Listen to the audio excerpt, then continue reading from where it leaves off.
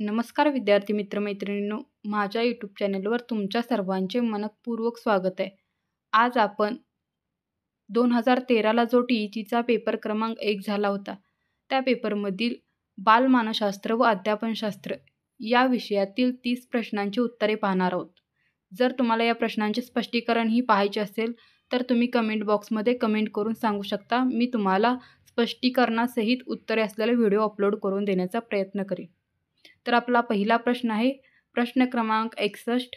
मानवी वर्तनाचे शास्त्र ते मानसशास्त्र अशी व्याख्या ...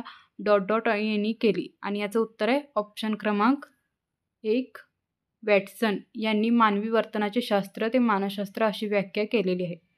प्रश्न क्रमांक 62. एखाद्या मोठ्या समूहाचे वर्तन काही प्रसंगात कसे घडले याच्या अंदाजासाठी ... पद्धती अत्यंत उपयुक्त असते आणि याचं उत्तर आहे ऑप्शन क्रमांक 2 सर्वेक्षण. ही पद्धती काय असते? एखाद्या मोठ्या समूहाच्या वर्तनात काही जर प्रसंगात घडलं तर त्यासाठी अंदाज घेण्यासाठी सर्वेक्षण ही पद्धत अत्यंत उपयुक्त असते. प्रश्न क्रमांक 63. कातड्याच्या निर्जीव पट्ट्याला अंधारात साप समजून आपण घाबरतो हे ... चे उदाहरण आहे आणि याचं उत्तर आहे ऑप्शन क्रमांक 3 इंद्रिय भ्रम याचे काय ते उदाहरण. प्रश्न क्रमांक 64. सामाजिक निरीक्षणात्मक अध्ययन उपपत्ती ... यांनी सांगितले. तर सामाजिक निरीक्षणात्मक अध्ययन उपपत्ती कोणाची आहे? तर ही आहे ऑप्शन क्रमांक 4 अल्बर्ट बांडुरा यांची. प्रश्न क्रमांक 65. साधक अभिसंधान पद्धतीचा उद्गाता ... होय. तर साधक अभिसंधान पद्धतीचा उद्गाता कोण आहे? याचं उत्तर आहे ऑप्शन क्रमांक 2 B.F. स्किनर. B.F. स्किनर कोणाचे उद्गाते आहेत? साधक अभिसंधान पद्धतीचे. प्रश्न क्रमांक 66. कवी, लेखक, कलाकार, चित्रपट यांतील कल्पना ... प्रकारच्या असतात. तर कवी, लेखक, कलाकार, चित्रपट यातील ज्या कल्पना असतात तर त्या कशामध्ये मोडतात? याचं उत्तर आहे ऑप्शन क्रमांक 2 सृजनात्मक या प्रकारामध्ये मोडतं. प्रश्न क्रमांक 67. अध्ययन विषयक क्षेत्रीय उपपत्ती ... या मानसशास्त्रज्ञांनी मांडली. तर अध्ययन विषयक जी क्षेत्रीय उपपत्ती आहे ती कोणाची आहे? तर याचं उत्तर आहे ऑप्शन क्रमांक 1 कर्ट लेव्हिन यांची उपपत्ती आहे क्षेत्रीय उपपत्ती. प्रश्न क्रमांक 68.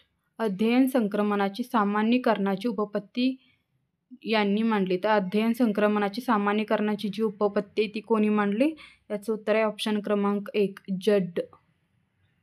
प्रश्न 69. व्यक्ती व तिच्या भोवतालचे वातावरण यांच्यातील आंतरक्रियातून प्राप्त झालेल्या मर्मदृष्टीद्वारे समस्या सोडविल्या जातात असे ... यांचे मत आहे. याचं उत्तर आहे ऑप्शन क्रमांक 4 कोहलर यांचे मत आहे. प्रश्न 70. कोणतीही गोष्ट जाणून घेण्यासाठी मनाने केलेली धडपड म्हणजे काय? तर कोणतीही गोष्ट जाणून घेण्यासाठी मनाने केलेली धडपड म्हणजे ऑप्शन क्रमांक 3 अवधान होय. प्रश्न 71. प्रतिक्रियांमधील जोश किंवा आवेश वाढवणारी स्थिती म्हणजे प्रेरणा असे कोणी म्हटले आहे? तर असे कोणी म्हटलेलं आहे? उत्तर आहे ऑप्शन क्रमांक 1 जुस्री. प्रश्न 72. सायकलवर तोल सांभाळता आला की स्कूटर किंवा मोटरसायकल शिकण्यास त्यांचा उपयोग होतो हे ... या संक्रमणाचे उदाहरण आहे आणि याचं उत्तर आहे ऑप्शन क्रमांक 1 धन संक्रमणाचे काय उदाहरण आहे. प्रश्न 73. विकास अवस्थेतील वयोगट 6 ते 12 वर्ष या कालावधी ... असे म्हणतात. तर 6 ते 12 वर्ष या कालावधीला काय म्हटलं जातं?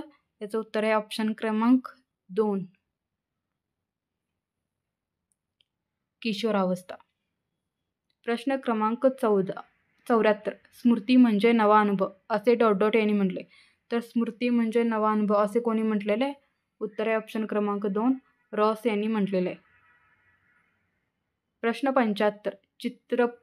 चित्रकार चित्र रेखाटण्यात इतका रंगून जातो की त्याला स्थळाकाळाचे भान राहत नाही हे ... च्या अवधानाचे उदाहरण आहे. हे कशाचे उदाहरण आहे? उत्तर आहे ऑप्शन क्रमांक 1 अभ्यस्त. प्रश्न 76. बाह्य उद्दीपकासंबंधी मज्जातंतू मार्फत मेंदूकडे पोहोचविल्या जाणाऱ्या प्राथमिक स्वरूपाच्या मानसिक क्रियेला काय म्हणतात? तर याचं उत्तर आहे ऑप्शन क्रमांक 3 संवेदना असे म्हणतात. प्रश्न क्रमांक 77. बुद्धिमत्ता म्हणजे बदलत्या परिस्थितीत नव्या गरजा भागविण्यासाठी वेगवेगळ्या प्रकारे विचार करण्याची शक्ती म्हणजे शक्ती असे यांनी म्हटलेलं आहे आणि याचं उत्तर आहे ऑप्शन क्रमांक 1 स्टर्न यांनी म्हटलेलं आहे. प्रश्न 78. आकलन, शोध, दिशा व टीका हे बुद्धीचे 4 पैलू आहेत असे कोणी सांगितलेले आहे? तर असे कोणी सांगितलेले आहे? याचं उत्तर आहे ऑप्शन क्रमांक 4 अल्फ्रेड बिने यांनी सांगितलेले आहे. आकलन, शोध, दिशा, टीका हे काय आहेत? बुद्धीचे 4 पैलू आहेत. प्रश्न क्रमांक 79. शैक्षणिक बुद्धिमत्तेला भावनिक बुद्धिमत्तेचे सहाय्य असले पाहिजे असा विचार यांनी मांडला. तर शैक्षणिक बुद्धिमत्तेला भावनिक बुद्धिमत्तेचे सहाय्य असले पाहिजे असे विचार कोणी मांडलेला आहे? उत्तर आहे ऑप्शन क्रमांक 4 डॅनियल गोलमन यांनी मांडलेला आहे. प्रश्न 80. साध्य गाठण्यास प्रवृत्त करणाऱ्या, विशिष्ट दिशेने वाटचाल करावयास लावणाऱ्या आणि वर्तनासाठी उत्साह टिकवून धरणाऱ्या शक्तींचे मिश्रण म्हणजे होय आणि याचं उत्तर आहे ऑप्शन क्रमांक 3 प्रेरणा होय. प्रश्न 81. अध्यापन हे अध्ययनांगी होण्यासाठी काय आवश्यक आहे? तर अध्यापन हे अध्ययनांगी होण्यासाठी साहित्य आवश्यक आहे.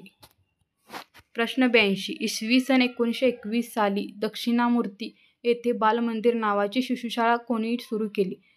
तर इसवी सन 1921 मध्ये दक्षिणामूर्ती येथे बालमंदिर नावाची जी शिशुशाळा आहे ती कोणी सुरू केली? तर याचं उत्तर आहे ऑप्शन क्रमांक 4 गिजूभाई बधेका यांनी. प्रश्न 83. अध्यापनाच्या प्रतिमानाचे जनक यांना म्हणतात. तर अध्यापनाच्या प्रतिमानाचे जनक कोणास म्हणतात? ऑप्शन 3 मार्शा विल व ब्रूस जॉर्ज. प्रश्न 84. सजीवांची लक्षणे हा पाठ शिकविताना शिक्षकांनी सुरुवातीला विद्यार्थ्यांकडून सभोवताली असणाऱ्या सजीवांची माहिती काढून घेतली. येथे शिक्षकांनी अध्यापनाचे कोणते सूत्र वापरले? तर येथे शिक्षकांनी कोणते अध्यापनाचे सूत्र वापरलेले आहे? तर उत्तर आहे ऑप्शन 2 ज्ञाताकडून अज्ञाताकडे. प्रश्न 85. यशस्वी अध्यापन म्हणजे काय? तर यशस्वी अध्यापन म्हणजे काय? तर याचं उत्तर आहे ऑप्शन क्रमांक 3 परिणामकारक अध्ययन. प्रश्न 86. क्रियात्मक क्षेत्रातील विकासाच्या टप्प्याचा योग्य क्रम कोणता? आता यातील क्रियात्मक क्षेत्रातील जो विकासाचा टप्पा आहे याचा क्रम कोणता असणार आहे? तर याचं उत्तर आहे ऑप्शन क्रमांक 4 अनुकरण, क्रिया कौशल्य, अचूकता, संधिकरण आणि स्वाभाविकरण.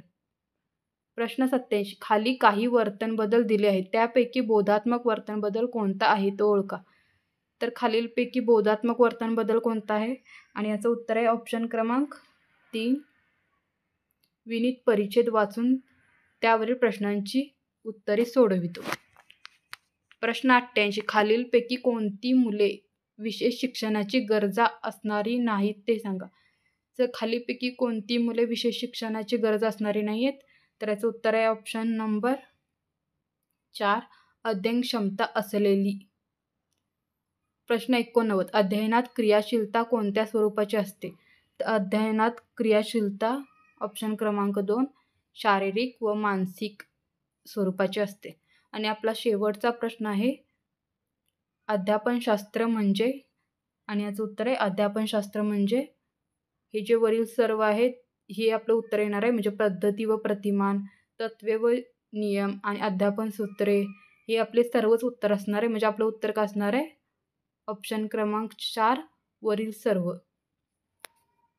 तर धन्यवाद मित्रमैत्रिणींनो. आज आपण 2013ला जो टीटचा पेपर क्रमांक 1 झाला होता त्यातील बालमानसशास्त्र व अध्यापनशास्त्र यातील 30 प्रश्नांची उत्तरे पाहिलेले आहेत. जर तुम्हाला त्याचे स्पष्टीकरणही पाहायचे असेल तर तसे तुम्ही मला कमेंट बॉक्समध्ये सांगा. मी तुम्हाला लवकरात लवकर व्हिडिओ उपलब्ध करून देण्याचा प्रयत्न करीन. धन्यवाद.